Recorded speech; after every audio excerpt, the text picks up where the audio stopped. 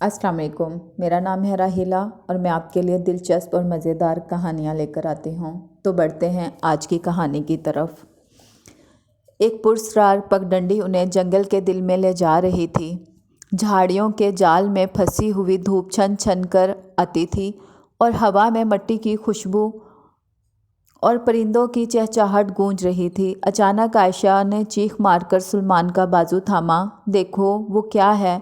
एक बड़ा सा दरख्त दूसरे दरख्तों से अलग थलग खड़ा था। इसकी लंबी लंबी जड़ें ज़मीन से निकल कर उठ गई थीं, जैसे कोई देव अपनी बाहें समेटे खड़ा हो। दरख्त के तनों पर पत्तों के दरमियान कुछ चमकता हुआ नजर आया। सुलेमान ने हिम्मत करके कहा, चलो देखते हैं वो क्या है। वो दरख्त के पास पहुँचे। करीब से देखा तो मालूम हुआ वो कोई पत्थर या जवाहिर नहीं बल्कि एक छोटा सा चश्मा था। लेकिन ना इसका पानी शफाफ था, ना ही इसमें आसमान का अक्स झलकता था। यह चश्मा तो कलअदम समंदर की तरह स्याह था और इसकी गहराइयों से एक अजीब सी खामोशी फूटती थी। आयशा ने डरते डरते अपना हाथ पानी में डाला। पानी ठंडा नहीं था बल्कि गर्म था, जैसे किसी की आहें इसमें सिमट गई हों। अचानक पानी में एक लहर उठी और एक खौफनाक चेहरा सामने आ गया। फटी आंखें, नुकीले दांत और लंबे बाल इस चेहरे को एक भयानक अफरियत बना रहे थे। सुलेमान और आयशा डर के मारे चीख पड़े और वापस भागने लगे, लेकिन पगडंडी गायब हो चुकी थी। वो घूमते रहे, झाड़ियों में उलझते रहे, मगर रास्ता ना मिल रहा था। सूरज डूब चुका था और जंगल की रात अपनी घटाटोप अंधेरा लेकर आई थी। अचानक उन्हें दूर से रोशनी झलकती दिखाई दी। वो दौड़ते हुए इस रोशनी की तरफ गए और देखा कि एक छोटा सा घर झोंपड़ी की तरह लगा हुआ था। इसकी खिड़की से गर्म माइलों की खुशबू आ रही थी और अंदर से मौसीकी की लहरें निकल रही थीं। आयशा ने झिझकते हुए दरवाज़ा खटखटाया। अंदर से एक बूढ़ी खातून निकली। इसके चेहरे पर मुस्कुराहट खिली थी और आंखों में मानवी गर्मजोशी।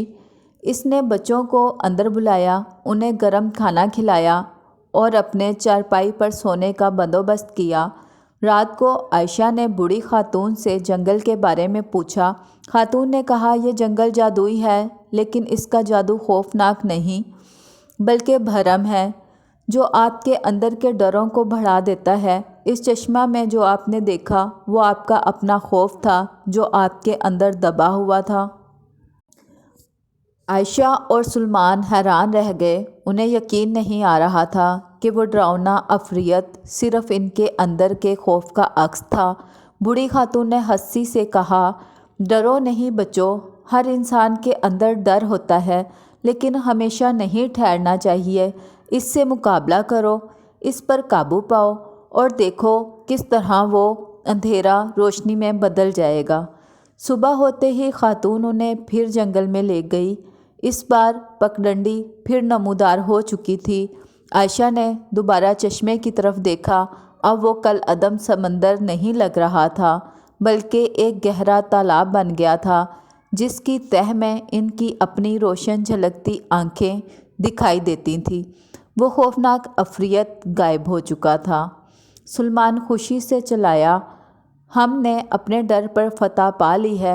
आयशा ने मुस्कुराकर हाँ में सर हिलाया। बूढ़ी खातून ने प्यार से उन्हें गले से लगाया।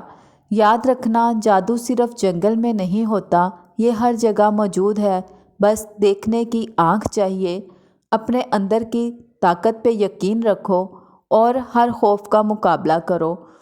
वो बूढ़ी खातून को अलविदा कहते हुए जंगल से बाहर निकल आए। सूरज की पहली किरणें इन पर पड़ी तो उन्हें महसूस हुआ जैसे वो अंधेरे से रोशनी की तरफ सफ़र कर रहे हैं।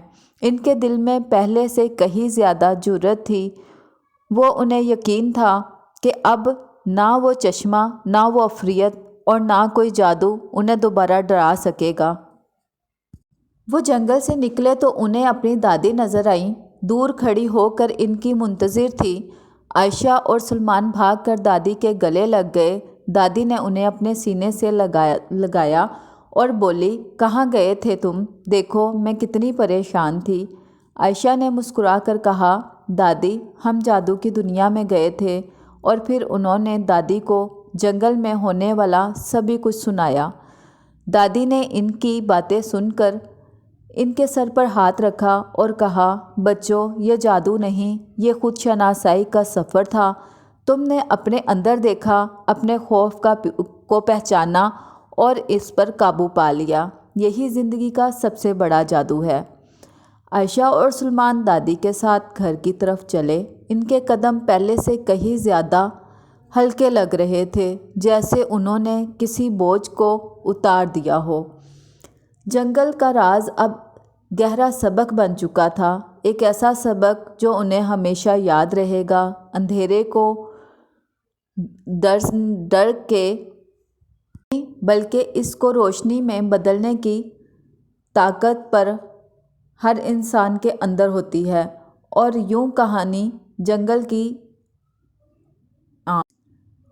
ایک رات جب چاند بادلوں میں چھپ گیا اور جنگل خاموشی میں بھونپ کی طرح گونج رہی تھی، عائشہ اور سلمان کی نیند اچانک ٹوٹ گئی۔ ایک عجیب سی کھٹکھٹاہٹ کی آواز ان کے کانوں سے ٹکرائی، جیسے کوئی آہستہ آہستہ دروازہ کھولنے کی کوشش کر رہا ہو۔ سلمان ڈر سے کپکپایا اور عائشہ کے قریب ہو گیا۔ انہوں نے آہستہ سے پردوں سے جھانک کر دروازے پر دیکھا۔ ایک دھندلا سا سایہ کھڑا تھا، لمبا اور نحیف، جس کی شکل واضح نہیں تھی۔ اس سائے نے آہستہ سے دروازہ کھولنا شروع کیا اور اندھیرے سے ایک ٹھنڈی ہوا ان کے چہروں سے گزر گئی۔ عائشہ کو دادی کی باتیں یاد آئیں، اندھیرے کو ڈر کی نہیں بلکہ اس کو روشنی میں بدلنے کی طاقت ہر انسان کے اندر موجود ہے۔ اچانک ان کے اندر بہت ہمت بھڑک اٹھی۔ اس نے سلمان کو ہاتھ کا اشارہ کیا اور اپنے بستر سے آہستہ سے اٹھ گئی۔ اس نے آہستہ سے اپنے کمرے سے ایک لانٹرن لی اور بڑھتی ہوئی سائے کی طرف چل پڑی۔ جیسے جیسے وہ قریب پہنچی، سائے کی شکل واضح ہونے لگی۔ یہ کوئی عفریت یا خوفناک جادو نہیں تھا، بلکہ ایک چھوٹا سا لڑکا تھا، پھٹے پتلے کپڑے پہنے، جس کے چہرے پر مایوسی اور بھوک کی تختی تھی۔ لڑکا انہیں دیکھ کر گھبرا کر پیچھے ہٹ گیا، لیکن اس کی بڑی بڑی آنکھوں میں ڈر کے ساتھ ساتھ ایک التماس تھی جھلک رہی تھی۔ عائشہ نے مسکرا کر کہا، ڈرو نہیں، ہم تمہیں نقصان نہیں پہنچائیں گے۔ تم کون ہو اور یہاں کیسے آئے ہو؟ لڑکا جھجکتے ہوئے بولا، میں گم ہو گیا ہوں۔ میرا گھر اس جنگل کے دوسرے سرے پر ہے، لیکن راستہ بھول گیا ہوں۔ مجھے بڑی بھوک لگی ہے اور ڈر بھی لگ رہا ہے۔ عائشہ اور سلمان کے دل میں اس بے بس لڑکے کے لیے ہمدردی جاگ اٹھی۔ انہوں نے اسے گرم دودھ اور روٹی دی اور اسے اپنے ساتھ بستر پر سونے کی جگہ بنا دی۔ رات کو وہ دونوں اس کے پاس بیٹھ کر ان کے دادا کی کہانیاں سنا کر اسے ہنساتے رہے۔ صبح ہوتے ہی انہوں نے اس لڑکے کو اس کے گھر پہنچانے کا فیصلہ کیا۔ پھر سے وہ بوڑھی خاتون کے جھونپڑے کے پاس سے گزرے۔ خاتون کو دیکھ کر عائشہ نے اسے لڑکے کی کہانی سنائی۔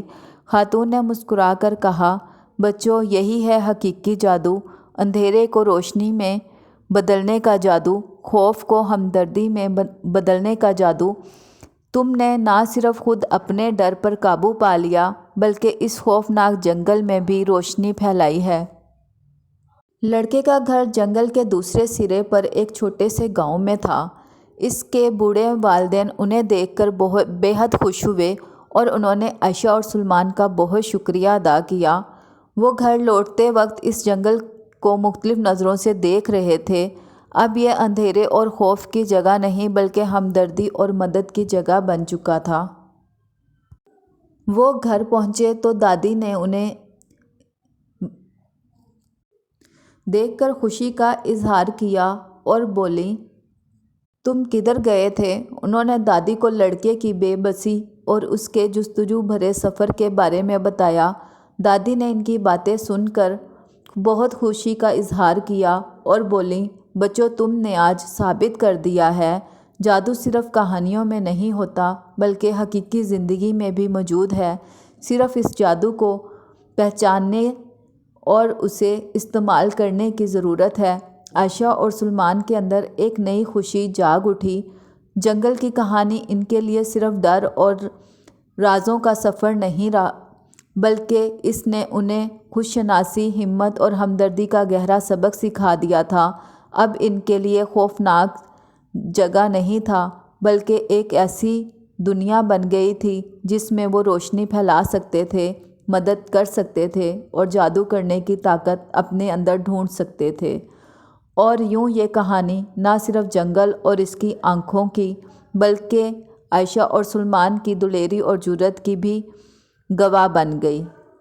براہ مہربانی آپ مجھے بتائیے کہ آپ کو یہ کہانی اچھی لگی یا آپ مزید کہانیاں سننا چاہیں گے؟